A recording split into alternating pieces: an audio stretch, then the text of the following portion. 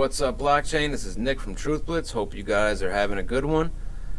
I didn't get to make a regular video yesterday, so here we are, and let's take a quick look at what's going on in the market. So right now, $374 billion overall, and Bitcoin dominance is 41.4%.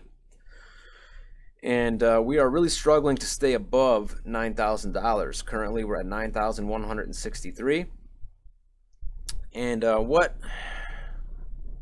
really this dropping Bitcoin dominance tells me is that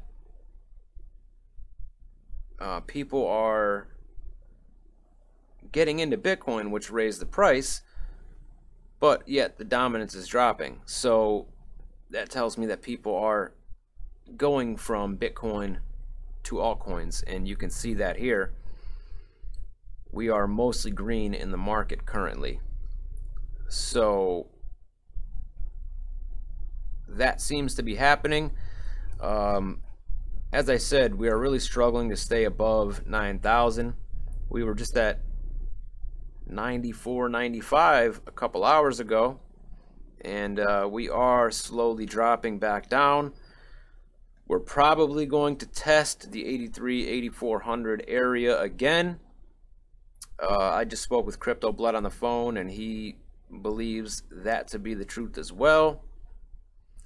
So again, we will continue to keep an eye on that and see what happens. But this article I saw but didn't read the other day, and this is why, since our high in December, of close to 20,000, this is why we have dropped so rapidly, and that is the fact that 35,000 Bitcoin were sold from December ending in February. Okay, so what it was the Mt. Gox, one of the Mt. Gox trustees started selling Bitcoin and basically panic selling $400 million worth. So sold over 35,000 Bitcoin, it says here.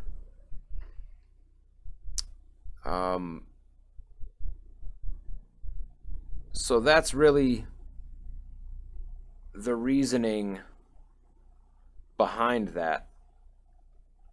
And I honestly wasn't aware of this until pretty recently.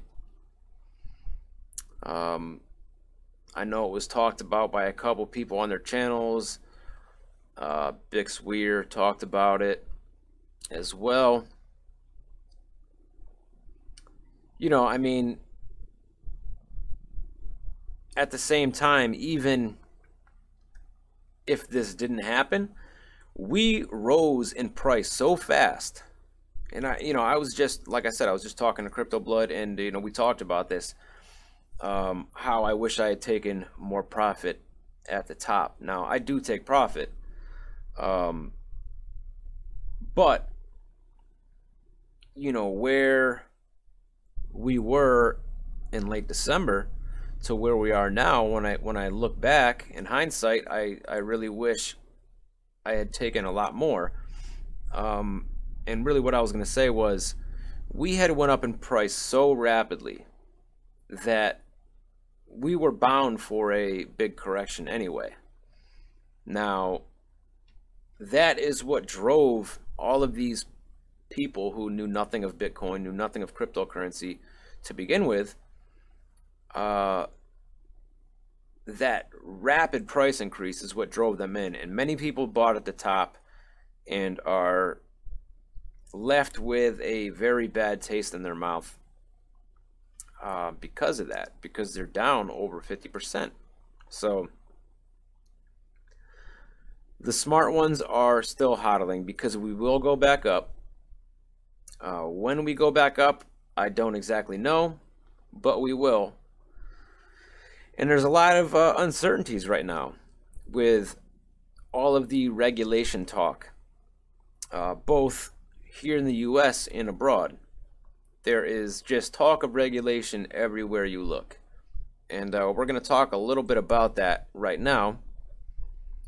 This article here, CFTC ex-chair, crypto bubble won't burst without set regulations to bring in big money. Former Chairman Jim Newsom of the U.S. financial regulator, the Commodity Futures Trading Commission, CFTC, predicted that the alleged cryptocurrency bubble will not burst soon, Forbes reported on March 8th.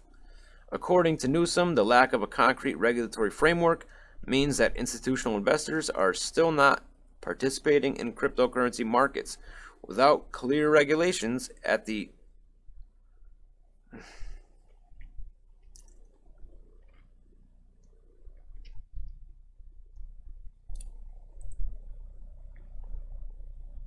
and we're going to talk about that right here.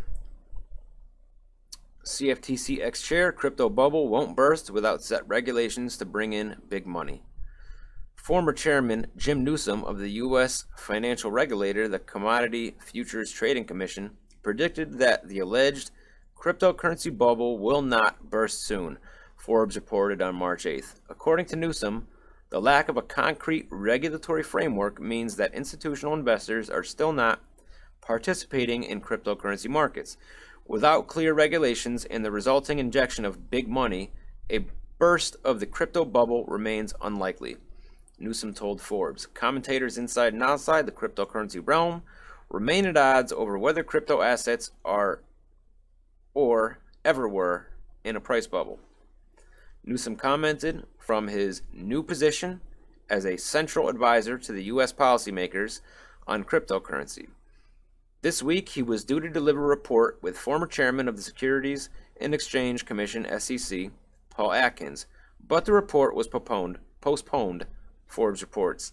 Regulating crypto assets and business practices remains a central concern for the current chairman of the two national agencies in 2018. Current policy has focused on giving the industry room to grow. During a joint hearing on cryptocurrency February 6th, the CFTC's J. Christopher Giancarlo and SEC's Jay Clayton refrained from heavy-handed rules while resolving to keep a sharp eye on emerging products and services to be sure they comply with existing U.S. regulations. Now, it seems like these two gentlemen and these two agencies are not on the same page as far as regulation. The CFTC seems to be less heavy-handed or aiming to be less heavy-handed than the SEC.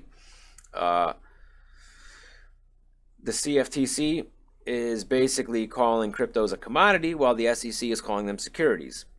So they are not on the same page. And as well, like I said, the SEC seems to be wanting to take a more heavy-handed approach. I've talked about how they want to make exchanges register as official securities exchanges. And I don't know what that will mean for me and you. I do know that it will allow them to basically control what an exchange can list. Will that mean that a lot of these cryptos that are listed, for example, maybe on Bittrex, right? If a lot of these ones on there are not registered securities, will they make them delist? I don't know. And the other thing is, if they are going to make them register as securities exchanges, what does that mean for me and you? Like I said, are we going to be able to still trade on these exchanges if we're not accredited investors? These are questions that I have. These are questions that we don't have answers to yet. So this article here, however, gives me a slight glimmer of hope. And it's U.S. Representative. Congress must push back against blockchain overregulation. So just from the title, it is slightly reassuring to know that we have some elected representatives that are aware of this technology and how great it is for humanity, and that overregulation will not be good for the market. So blockchain technology could drive the most significant change in society since the American Revolution, U.S. Representative Tom Emmer says, but only if regulators resist the temptation to be heavy-handed. Now, it's been 230 some years. We've kind of gone through this evolution, Emmer told CoinDesk at the DC Blockchain Summit this week. We've been centralizing, consolidating authority for years. This technology, it could maybe restore what it was the founders were looking for and what they tried to create. Wow. I'm glad that somebody like him realizes this. But I am sure that he is more than likely a minority when it comes to lawmakers. But nevertheless, it is good to know. So let's continue. But the transformative potential of blockchain and cryptocurrencies will never be fulfilled if regulators overreach, he said. We have to be vigilant, and we have to remember that you create room for innovation when you don't stifle it, Emmer said. And too much regulation, too many regulators, has a tendency to put a wet blanket on it. And that's where Emmer says he and his colleagues on the Congressional Blockchain Caucus come in, he told CoinDesk. It's up to members of Congress with election certificates to push back where it's appropriate to push back. So I'm not going to read the whole article, but I had no idea that there was even a Congressional Blockchain Caucus. However, that is very good to know. I don't know how many elected representatives it consists of, but at least we have a voice, right? We have some sort of voice in Congress, and you know, that is, as I said, slightly reassuring, although I'm sure it's a small amount of people. At least we have some sort of voice there. So what will happen from here? We haven't really heard anything concrete yet. There's been a lot of talk. There's been articles written about regulation and what it's going to look like, about what the plans of the SEC are, so on and so forth, but nothing concrete has been put into place yet. I just brought up again about, you know, what this making these exchanges register will look like, and what it will look like for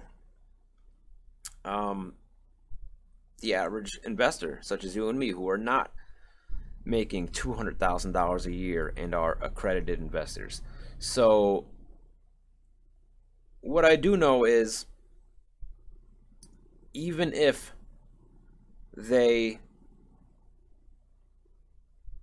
said that we can no longer use these exchanges if we're not accredited investors, this will just make decentralized exchanges grow even faster. Because let's be totally honest here, the growth that we have seen thus far in the crypto market and in crypto in general was not due to institutions. It was not due to the power structure who are trying to regulate it. It was due to me and you, right? We are the innovators, of, as Cliff High would say. So